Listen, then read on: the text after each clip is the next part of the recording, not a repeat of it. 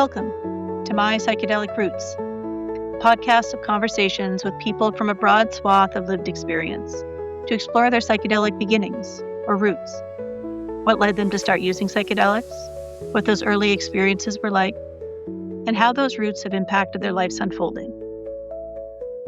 My name is Amy Bartlett, and it is my hope that these stories, generously shared by my guests, offer perspective and insight into the lived reality of psychedelic experiencing. Please feel welcome to subscribe and follow the show to get the latest conversations in your podcast feed. And you're always invited to share this episode with others if you feel inspired. And so, as always, whoever, wherever, or whenever you are, welcome. I'm glad you're here. In today's episode, I'm in conversation with Dr. Matthew Skinta, an associate professor of psychology and affiliated faculty of women and gender studies at Roosevelt University in Chicago. He has had a recurring role as a visiting professor of ethics of non-ordinary states of consciousness in the master's program in psychedelics and consciousness studies at the University of Ottawa, and has provided many invited lectures and workshops on culturally competent psychedelic-assisted therapy, from Harvard and Yale to the MAPS Psychedelic Science Conference. He is also a peer-reviewed trainer of acceptance and commitment therapy, a certified functional analytic psychotherapy trainer, and a certified teacher of compassion cultivation training. As we will also hear in our conversation, Matthew does global work on the adaptation and advancement of cognitive behavioral therapies for work with sexual orientation and gender-diverse people, a passion born out of his own experiences growing up queer and experiencing a childhood full of contrasts, challenges, and changes that provided very little grounding as he literally made his way through the world, moving around so much as a military kid. As we explore this chaotic context of childhood, we learn about Matthew's deep connection to mindfulness and meditation that he cultivated in early adulthood, and which continues to be an important spiritual anchor as he continues to access home and interconnection in himself and with the world around him. We also talk about how his spirituality has deepened since his first psychedelic experience at a supported retreat in the Netherlands a few years ago, and we learn about the beautiful experience of connection and witnessing he had there. It was lovely to have the chance to sit down and hear his story, and also to get to enjoy some time with Matthew's wisdom, gentle spirit, and compassionate heart. And so, let's hear more about Matthew's psychedelic roots.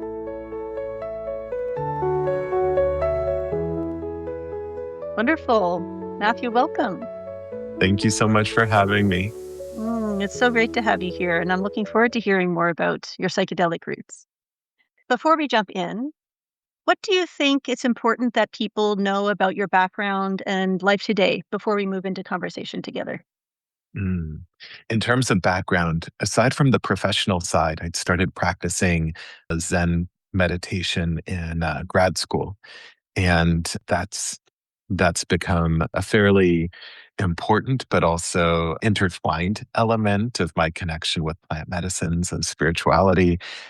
I think that's the most important. I think other things we'll probably cover as we go along. That sounds beautiful. And, it's interesting how often Buddhism and mindfulness practices intersect and often Mhm. resource folks as they move towards their first experience. So I'm really interested to hear more about how that shows up for you. Definitely. Yeah, cool. So let's go back and learn a little bit about little Matthew and Mhm. how you grew up. Thinking back to your younger self before psychedelics, how would you describe your way of seeing the world or what felt true to you then? Oh, well, there's a lot of life before psychedelics. I was a very late adopter, so a lot of stages. So I was raised in a military family. I'm an Army brat, so I grew up moving every few years to different parts of the country, different parts of Europe, and that I think really shaped my perspective. I often think of one of the really large bookends in my worldview and how I approach things was this move from the Netherlands when I was 12, which was, early 90s. A lot of historians now describe it as the liberal or progressive peak of Dutch culture. And I moved from there to Wichita, Kansas, right after the Summer of Mercy, which was, I still believe, maybe the largest evangelical rally in US history that resulted in a number of attendees murdering doctors who provide abortion in the years after. So, so that I feel like I always had a sense of how our environments and the people that we surround ourselves with are dynamically creating and co-creating what we think is right, what our worldview is, how we make sense of how we should move through it. That went hand in hand. As I'm speaking on that, I'm thinking of, in terms of other changes. So my mom remarried when I was 6 and until I was 16, and so converted from Catholicism, which she and my dad were both raised in, to either independent or Southern Baptist churches with my new stepfather, which tended to view Catholicism as a cult and idolatrous. And there were a lot of different punctuations of this idea of rapidly shifting worldviews, or the ideas that there isn't this one sort of singular place that everyone's sharing a perspective from. I think that Wow. really shaped my perspective on how to engage with the world. Did you feel grounded or safe as a child in that context of shifting ground and moving polarities in terms of who you were meant to be and how you perceived the world around you? Probably not. There was, even as the years went by and my parents had divorced when I was 4, my dad was still active duty in the military. My mom remarried someone in the military. So you wind up in this place where everyone is still in movement. And by the time I finished college, no one I was related to was living anywhere I'd ever lived, and nor would they return to those places again in terms of my immediate family. So yeah, so that was a really so there was always that little bit of groundlessness that I often would joke with friends or with my husband, who was born and raised in a single city, that the concept of a hometown is probably the most foreign thing that I think a lot of people experience to me. Like there's no part of me that can quite resonate with what that must feel like. And Yes. yeah. So geography didn't offer you a place that felt like home, nor it sounds like spirituality or religion in that shifted quite significantly while you were being brought up. What did home feel like for you when you were growing up? Mm. Oh, that's a tough one. I really found escape and comfort and security in books. Yes. So if I were to shift my camera, I have like floor to ceiling bookshelves filling the living room. How did books help you feel cared for or secure or safe? Mm. I think I think in a couple different ways.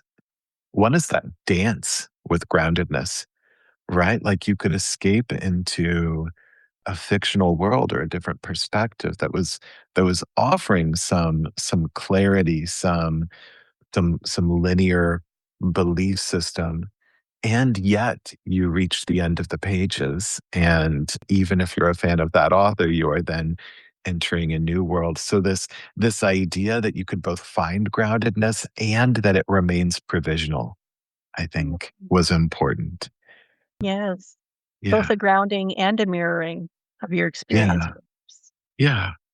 Knowing that your religious context was shifting, I'm curious if there was any internal through line for you in terms of your spirituality or experiences of awe or wonder when you were a kid. Mm. I have very young memories in the Catholic Church, or one of my clearest is of weaving together the palms for Palm Sunday, that I remember having more of that sense of awe in Catholic spaces than I did in evangelical spaces. And I certainly I certainly tried it on. There was that period of adolescence of really kind of diving in and trying to really feel it and sort of see what was there. But it never there was something about the rigidity, the inability to take perspectives or to be flexible in response to the world around you versus an interpretation that never sat right and never felt quite comfortable. So I went through a period of time of, I read up on different religions. I read a book by Bertrand Russell that really helped solidify a connection to atheism. And so so yeah, there was both always an appreciation for, but a distance from. It always felt like an outsider. Like I could see the ritual and the fervor and the spirit, and it didn't quite feel like a fit. And it was actually, I think I have a very typical story for a lot of psychologists that become active in or engaged with Buddhism is that my first exposure was through a training program in mindfulness-based cognitive therapy, which was taking John Kabat-Zinn's mindfulness-based stress reduction and filtering it through a lens for the treatment of depression and finding some solace during that stressful period of grad school and during the early George W. Bush years and running for reelection, where they put marriage bans on 11 states' ballots, and there was a lot of scapegoating of the LGBT community, and yeah, and a lot of other hostile homophobia in the state that I went to graduate school. I found a lot of peace and groundedness and mindfulness practice, and that sort of slowly opened the door. I think there was a long period of time before what began as kind of a secular mindfulness practice became more of a spiritual practice. Yes. I love that you had access to mindfulness and that it was such a resource for you. Were there moments or practices that you had as a child that were a precursor to that, or was your accessing of mindfulness a complete revelation for you when you first encountered it? That's an interesting question. Because I certainly have memories of sort of escaping out to forests near where we lived, or at various points finding the space or the tree that called to me to sort of sit in and kind of be with nature. I was very fascinated as a young kid. This led to getting in trouble a lot with the evangelical stepfather of being really intrigued by books in the school library on mythology and that idea of a sense of spirit to nature and place. Yeah, so I think those precursors to mindfulness were definitely maybe there. That's beautiful. Nature often provides, as children, some of those respites and solaces that we don't always have access to. I'm glad that that was part of your resourcing as well. I'm curious, Matthew, you talked a little bit about your queerness and how that was intersecting with your mindfulness practice and looking for ways to make sense of the world and feel present in it when the world was feeling unsafe and there was persecution. You described your childhood as being full of a lot of contrasts, whether it was moving around geographically, whether it's moving around in religious traditions, in different cultures and countries. How did your queerness intersect with all of that ungroundedness and all of that shifting? It was certainly a constant. So, and pretty, I don't want to say central. That doesn't sound right. But at least it shared some contact with each of those moments. So I gave the example, I'll kind of work back through the order. So I gave the example of that big relocation that offered some shifting space around worldviews. And I remember in a host nations class, which is what Department of Defense schools would call the language courses you take in each place that you're based. So in a host nations class in the Netherlands, we would read through Dutch op-eds and Dutch newspaper articles. And I vividly recall one where this would have been at a school in Covorden where the author was describing walking through the town square and seeing people staring at this couple, at these two women holding hands. And he was railing against the idea that, staring at people who were different is not a Dutch value, that this was wrong, this sort of centralizing. And I certainly was already aware of my own queerness by then. And then when I mentioned like the evangelical roots and that evangelical stepfather I had for a decade, I remember him being incredibly concerned immediately. I have a lot of brothers, and he was immediately concerned that he felt like I wasn't as aggressive as them, and that that was a problem. And I don't know when it started. It feels like it was almost immediate. So when I was 5 or 6, he was making frequent comments suggesting that I must have been molested when I was younger to be that way.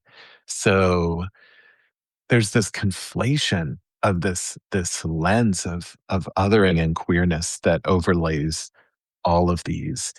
And that was also one of the pieces when I was mentioning the rigidity and inability to perspective take in evangelical Christianity of, things that were being said about sexuality certainly didn't fit my experience, certainly didn't seem to make room for that lived experience. So, and we're full of a lot of myths like this idea of sexual abuse as causal, things like that.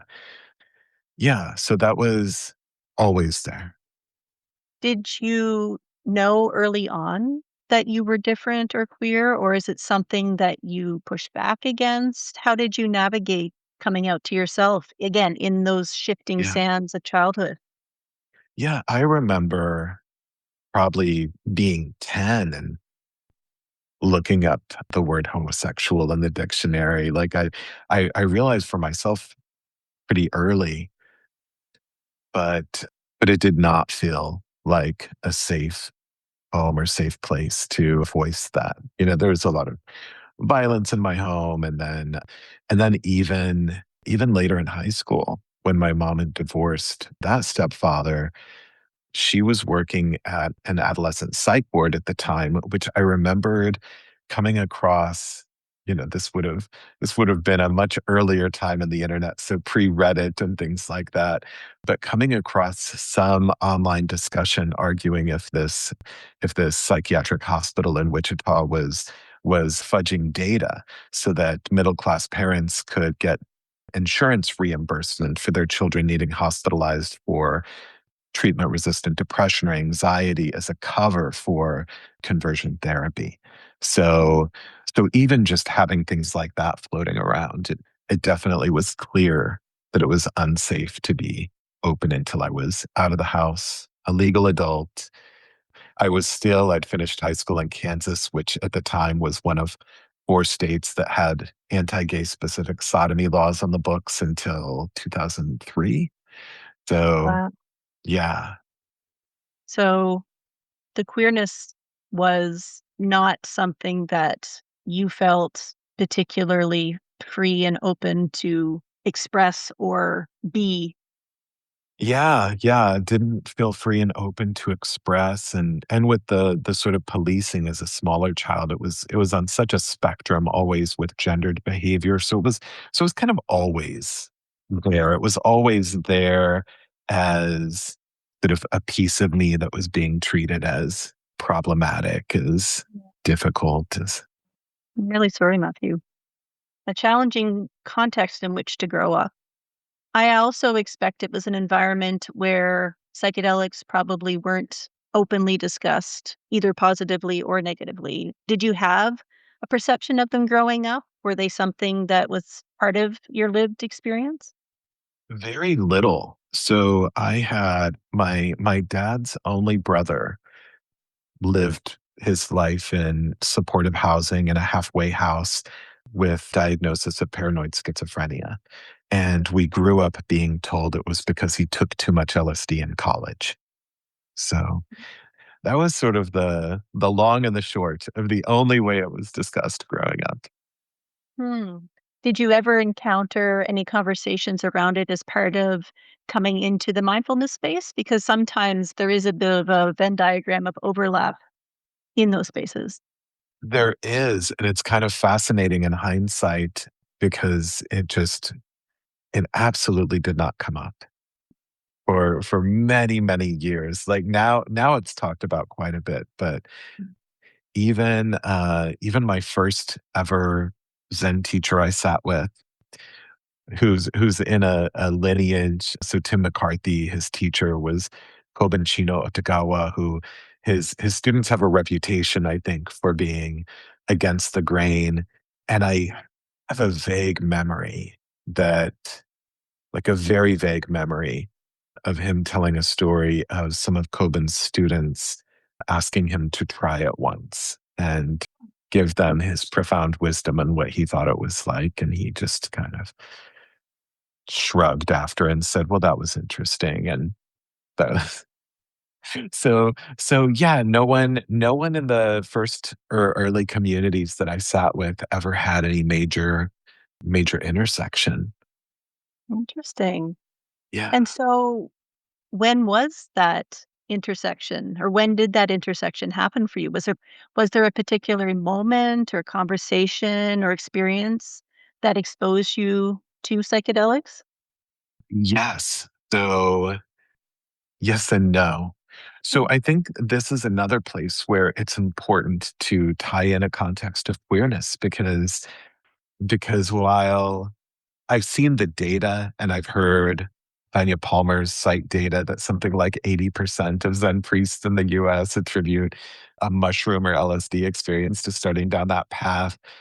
So that may have been there, but I've seen other data that younger people involved in psychedelics don't necessarily have that same relationship. So maybe it was because I started on a college campus, things like that. And then when I got to San Francisco, where especially Soto Zen is very established, it's kind of this big North American hub. But I was going to the Hartford Street Zen Center, which is a very queer center. Older Zen practitioners that I met throughout the community, as well as at the San Francisco Zen Center, often began practice either in response to HIV, as the pandemic was killing off loved ones, and it was a way to ground themselves and maybe even step away from whatever struggles they were having with being romantically or sexually engaged in the world, or they had become newly diagnosed with HIV and it was a way to find grounding or mooring in this uncertain world. So it's a very different kind of parallel history where I think there is a lot of diving into spirituality related to the HIV pandemic, but that's not the same as this parallel history of like the cis het bros that took a lot of LSD and got into it. So I think that also colors my path. So I never particularly had psychedelics on my radar until a colleague of mine, Monica Williams, who I know has been on your show, had had invited me through my role as a psychotherapy trainer to be involved in that capacity. First in her own study, so I didn't realize it was related to psychedelics at first, as she was mm. sending her clinicians and trainees to my training groups. And then she recommended me to Jordan's Flash Hours group at Yale to offer them an ACT workshop when they were looking at using ACT in combination with psilocybin. So that's what piqued my interest.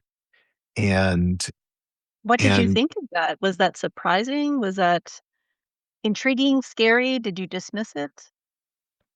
it was, it was a little intriguing. I mean, for the reasons I mentioned from my family, I'd always kind of written it off when I was younger. I'd never had a particular interest. I'd never associated it with mental health care. I'd seen, one or two headlines at the time. We're talking like 6, 7 years ago of some early research in that direction. But this was also still just before like How to Change Your Mind came out and I mean barely before, I guess. But the conversations were really different. So it was intriguing and seeing, I attended a lab meeting as I gave a talk at UConn in Dr. Williams' lab and saw some of the preliminary data they were reviewing. And so it was really striking and really interesting. So that caught my eye. And I started doing for the first time in my life, and this was 2019 when I was preparing for the ACT workshop I was giving. I started reading up more actively on these. I mean, I'd read The Doors of Perception back in college when a friend was really into it, but I was still I still felt like, probably not for me. And so all of these things happened. The pandemic came around, lockdowns started. I was stir crazy, right? Remember, I've lived I lived my whole life moving every few years. And while I had met my now husband at the time and decided to stay put for a decade in San Francisco, I had come up with a plan for myself a few years in that I would just take every opportunity professionally to travel that I could, which that's kind of taken on a life of its own since, but still. So I was still used to kind of I always kind of romanticize it as, that pleasant groundlessness of falling through space, of just Yeah. feeling like you're geographically nowhere and everywhere at once. And so here I am in lockdown for over a year, and I was relatively new still in my position here in Chicago at Roosevelt University. And so I was eligible for my first sabbatical, my first research leave. At first, I was thinking, well, maybe I could look at how queer communities are dealing with the political oppression in Orban's Hungary. Viktor Orban was just voted out of office yesterday after 16 Oh, years, so that's great. But in the meantime, he had made teaching gender studies illegal at the graduate level. He had pushed Central European University out of Hungary into Austria and their top gender studies graduate program. And so no one I was tied to in academia could actually like write me a letter for a visa in Hungary. And I thought, well, where else are they following these trends? Because the negotiation with my husband was along the lines of like I wanted it to be a place with rising anti-LGBT sentiment and systemic changes, legal changes. But I agreed that it would be a place that had very low rates of homicide and violence. yeah. So yeah, yeah. So that led me to Poland. I'd stumbled across a couple headlines about them copying Hungary's laws with the conservative party they had in power at the time. I wrote a colleague that I'd stayed in touch with for a decade from a conference long ago. And within 48 hours, I had that letter and joined her at SWPS University in Warsaw to collaborate on some studies together. And I learned at the time that this team, including an ACT clinician, Henry Whitfield, was leading a psilocybin retreat for providers, for mental health providers in the Netherlands. And they'd done it for a couple of years. I noticed when I started looking into this work, preparing that training a couple of years before, but it always occurred during the spring, during the middle of the semester. Well, they'd not only pushed it back because of the pandemic, but they pushed it past when I had this research visa to go to Poland. Oh, that was the connecting factor. You could cross borders if you had a research visa. And that allowed me to travel again. So I went to this retreat, and I promise this is circling back to that initial question about when I tied it to spirituality.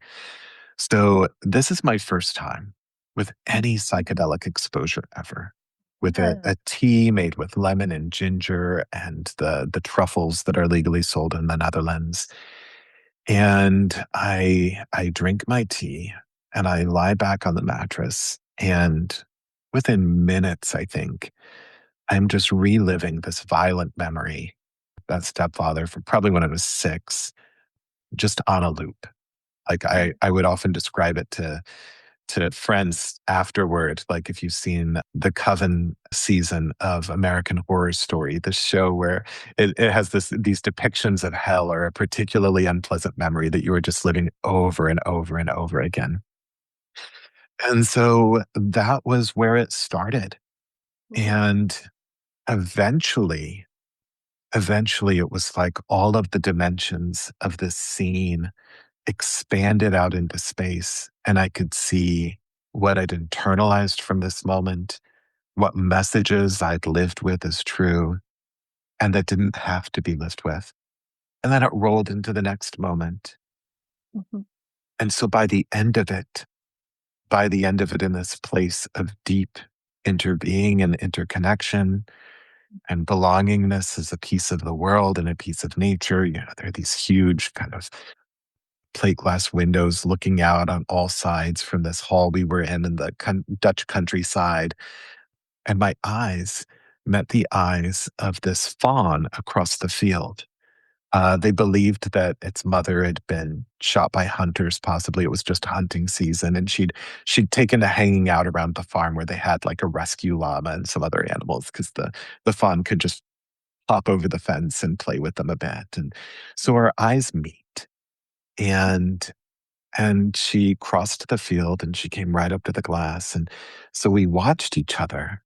We'd crane our necks and mirror each other, and there was just such a sense of oneness. And this is that picture that I'm sending you that one of the ceremony guides took in the moment. She said, "I know we have rules against this, but when does this happen?" So Matthew has just sent me in the chat a picture of him sitting on his bed in front of this huge window and this beautiful deer staring back and just being together and looking at each other. Wow. yeah. How did you feel sharing that experience with this fawn? Um, so this is the place where it circles back to spirituality and practice, where the best way I still describe it is it felt like the texture of the fabric of mind was the same as when I would practice most diligently at my Zen temple on the cushion. And so that's the place where it felt like there was something connected here. There was some place in this patchwork of experiences where really settling into um, the ground of reality and this place of deep interconnection with nature, with this deer, with this world, where that they somehow paired together. And so that led me.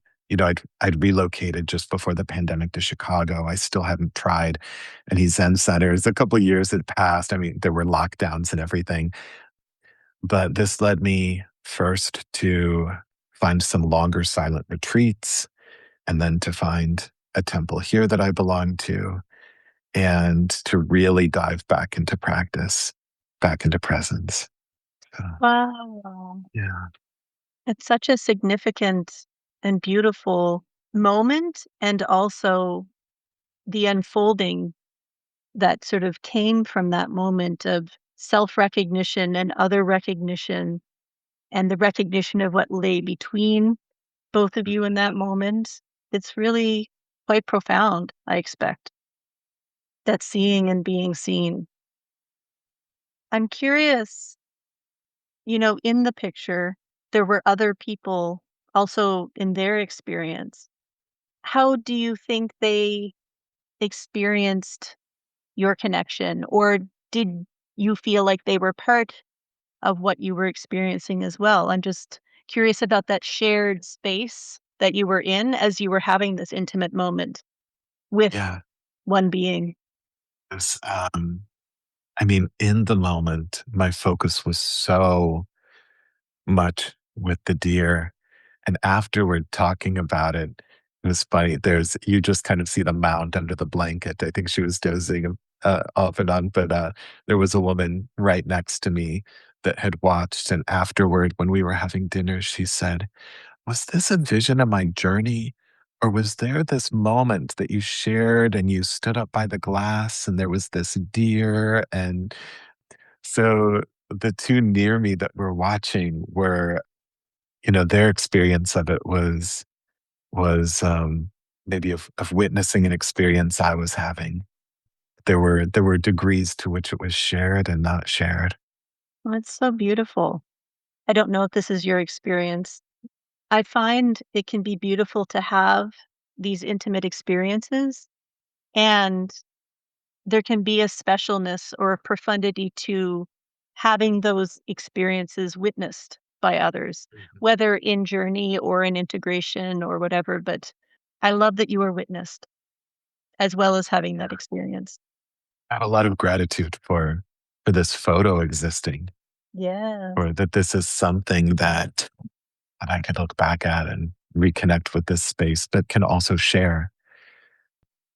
Yeah. It's so much can happen in a psychedelic space or journey that is unshareable. Yes. And so having this piece you could point to and say, this is the moment that we were having. And you can see the deer and I are responding to one another. So yeah. Yeah. What did you learn from that first experience? What are some of the major takeaways? You talked a little bit about some of the choices you made and the outreach and community that you built as a result of that first experience. What are some of the insights or the lessons that you're continuing to integrate or continuing to chew on or ponder about? There's so many. So I wrote about this right after in Chakruna's Queering Psychedelics book. And it's crossing my mind now that I haven't looked at what I've written in years. And it would really be lovely to look back now. Some of it, some of it relates to themes that I think come up often in psychedelic spaces. So it's something that's come up again and again in other journeys, but maybe peeled away in different levels, which is my own, and perhaps, because this is such a shared experience with psychedelics, our own intrinsic lovability, Yes. our, our connection with the world, with being a part of the world and its systems. One of my dear colleagues who is incapable of spouting anything but wisdom, Sergio Perez, has given a number of trainings that we have a lot of conversations about. We have this legacy from Leary about this idea of like ego death and stuff like that. But when you look at both contemplative practices, like in Mahayana Buddhism, or when you look at the plant medicine traditions that are alive and still holding this legacy of a spirituality tied to the plants, there's this recognition that when you strip away the stories of the self, that what's left is relationships, what's left is interbeing. Yes. And so that's the other piece, that this is this deeply shaped in ways that I think affect every experience I've had since, that there's a fundamental way in which we are coexisting, co-creating these moments, co-being in a way that goes right to the fabric of reality. Thinking back to your childhood and how much fracture there was, how, the people who were meant to take care of you didn't feel safe. Thinking about not knowing where you landed or where to be. What a corrective experience to be exposed so deeply to these feelings of interbeing and connection and belonging. There was a moment years later at a different retreat when I'd also been feeling a bit burnt out on the traveling, and giving workshops as a part of my livelihood, and and there's always this balance of how you find your own place of groundedness doing this. And the message from that journey was really one of connecting to the idea of always arriving home. Yes. There are a lot of places on this planet that I've returned to, that I have connections with people, and recognizing each strand of connection as a different sort of homecoming has been something that's been really grounding, that I think also has its roots in this moment. Mhm. Wow. I'm so glad that you found home in such a profound way and in relationship. It's really beautiful, Matthew. As we begin to transition our conversation, I'm curious, in that first experience, is there anything that you wish you had known before you went into it? This cuts to such a deep question of, I feel like there's almost this impossibility of knowing. having never been, never one to try any sort of substance, never one to, it's so impossible to describe both the inward journey pieces. If you're doing like the therapeutic style, Mendel Kaelin playlist and wearing an eye mask, there's this way in which you go inward and see things that is very different than the later parts of a journey where you're driven to look outward, to be outward, where the ways that you make sense of the world, the way that assumptions about the world are laid clear, or laid bare and seen clearly, the ways in which deep associations affect your behavior every day. I'm not sure that we have a way to describe that more clearly. And would I have tried to experience it differently if I had been told more? I've had enough exposure at this point to know that every journey, every set, every ceremony, every setting differs in subtle and gentle ways that nudge one way or the other. That there are sometimes experiences where you go deep into the past. There are sometimes experiences where you don't, but it's just as profound. Experiences where there's an ecstatic or spiritual moment that is both timeless and not rooted to any one place in your life or any one factor. And so I do think, and I teach ethics in a master's of psychedelics program these days, or for a few years now, as visiting faculty at U Ottawa. And it's something we talk about whenever it comes to informed consent. Of it's such a dance. How do you agree to something that is fundamentally unknowable until you've had that experience?